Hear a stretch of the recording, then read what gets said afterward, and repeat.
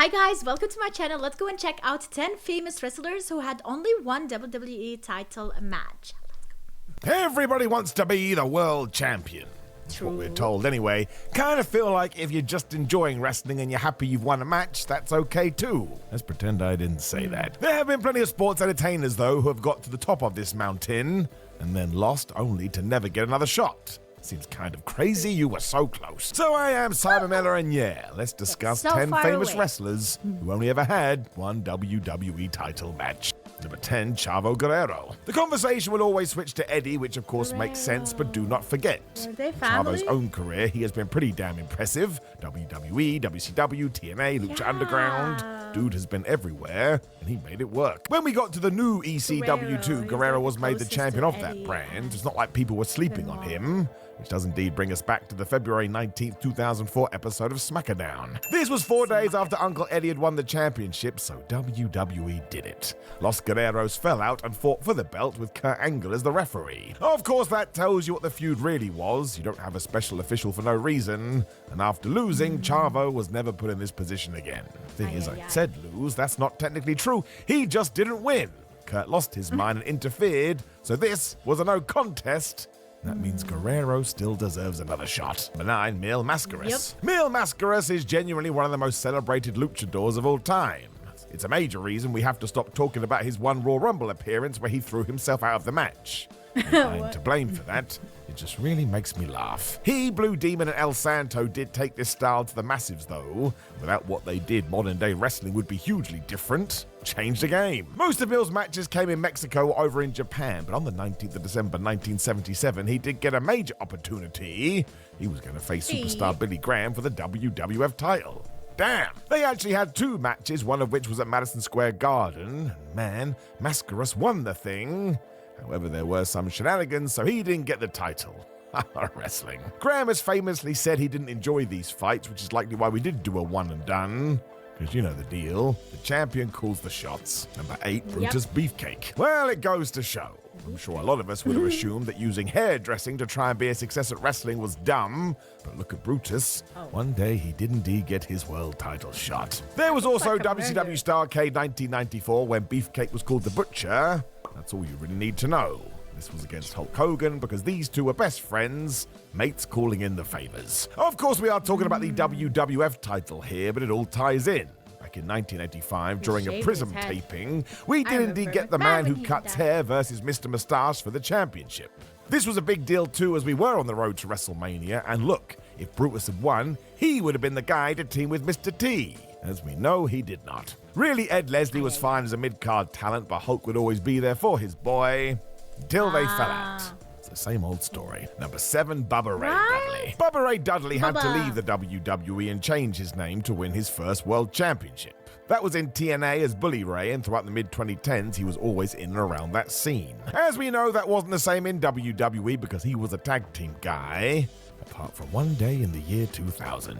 This was the 28th of December SmackDown when he decided to go after champion Kurt Angle, and damn it, he got the shot. Sadly, it didn't work out, and the man from Dudleyville was defeated within 3 minutes, but again, it was always going to happen. It's how Vince McMahon saw him. There's also that time him and Devon faced The Rock for the WCW title in a handicap match.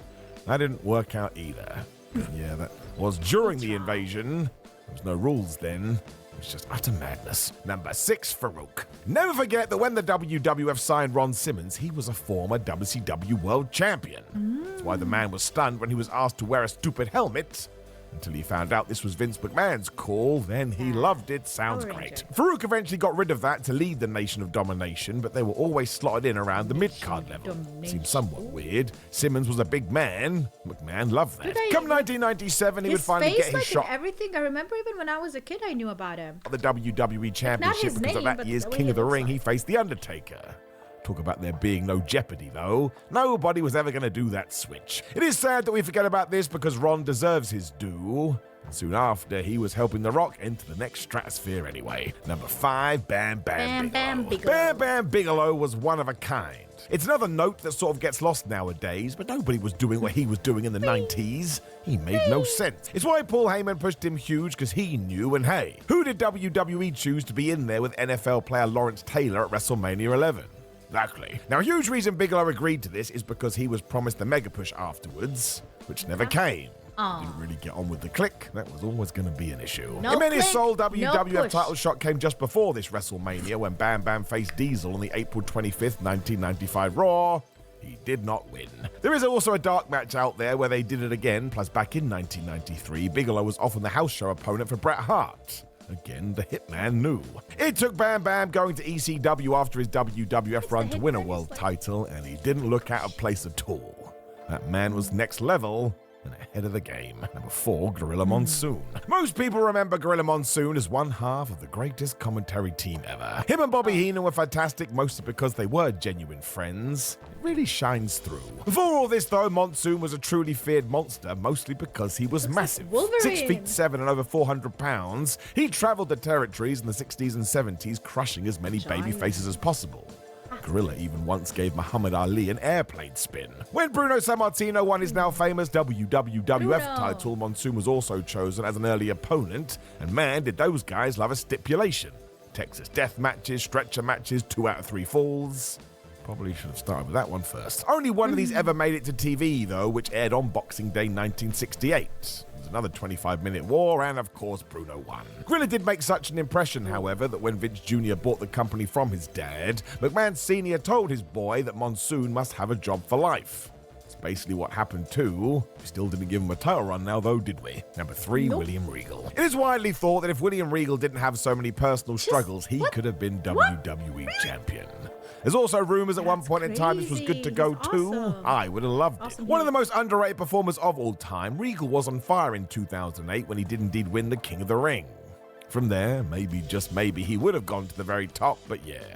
William smartly needed help, so we focused on that instead. And that is what's important. In terms of being in the ring, it was a shame because Regal had been a TV champion, a tag champion, a hardcore champion, and a European champion, but he never won the big one, and man, it's just not right. His one opportunity came in March 2001 on SmackDown after he'd only recently returned to the promotion. And amazingly, he was facing The Rock. He was another guy that technically didn't lose as Kurt Angle got involved. That's the second time he's done that, which meant the referee had to throw it out.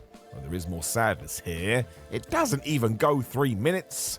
Regal deserved more than that. Number 2, Jake Roberts. It just seems mad. If you go back in time and watch Jake Roberts in his heyday, the man was on the cusp. This happened in both WWE and WCW, although it was better in the NWA. The Snake got non-televised matches against champions Harley Race and Ric Flair, plus he was a house show opponent for Hulk Hogan when he was running wild. If we do jump to the TV, Jake got his chance at the 1992 Royal Rumble, and you already know this one too.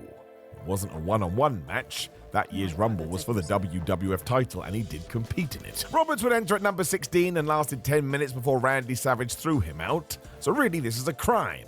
We never gave Jake Roberts a proper shot. Well, there may be some backstage noise to this too. Apparently Hogan was worried Mr. Steak was getting too good of a crowd reaction, so he did his thing.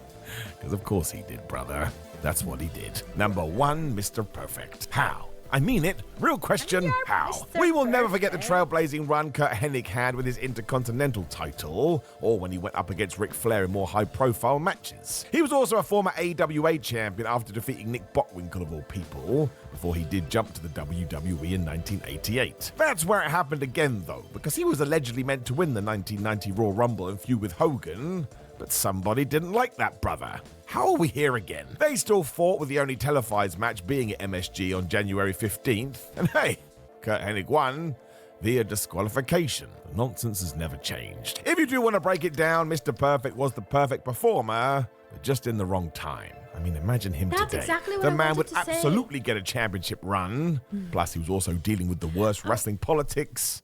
So really, all of this was a massive nonsense.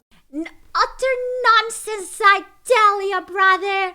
Listen, sometimes you have really great talents out there. However, it's not the right time because you have other people who are also in the industry who get more clicks or whatever, even if they are not as talented, and then they get more title runs than the ones who are talented. So unfortunately, if you are at the wrong time, then you probably will not get as many titles. But don't get me wrong, you still will be noticed, and real fans will actually appreciate you. That's the word. Yeah, not deserve you, but you would, yeah, deserve you. No, appreciate you. That's the word. English. Can I get a like for English? Thank you.